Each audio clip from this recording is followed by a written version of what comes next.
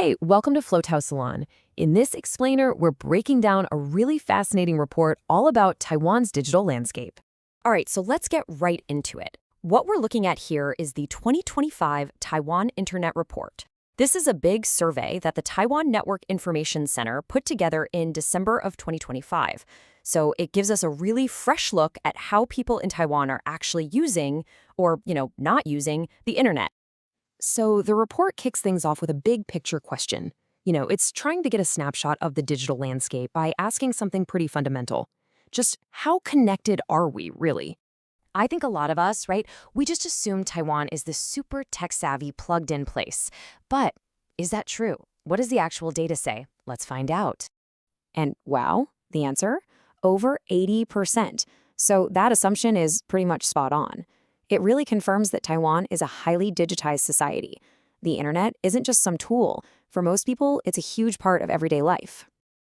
But that number is where the story gets really interesting.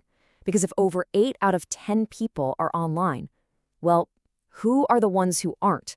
Who makes up that other group? And the really big question is, why? All right, let's zoom in a bit.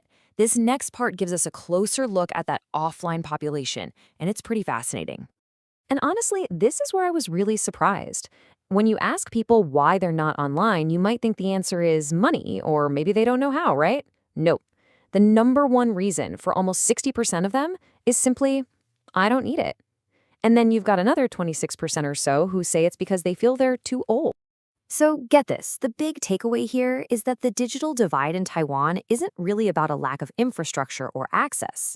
It's about how people see its value. For a lot of folks, staying offline is a very deliberate choice. Which, of course, brings us to the next logical question, doesn't it? If people are choosing to stay offline, could anything actually change their minds? Well, the data gives us some really clear clues. When you ask this group what could get them online, it's not about fun and games. It's not TikTok or social media. The top answers are all about super practical, essential stuff.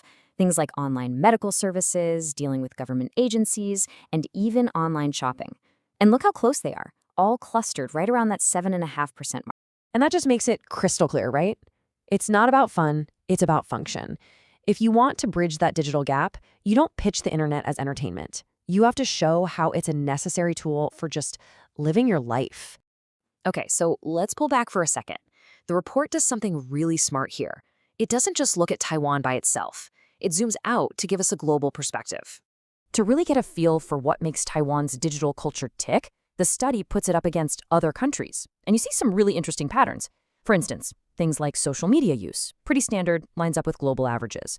But then you look at mobile payments, and Taiwan is actually a bit behind its neighbors like South Korea.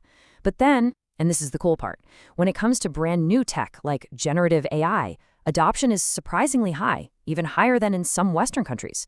So you get this really complex picture, So what's the bottom line here? After we've gone through all this data, what are the really big discoveries that this report reveals?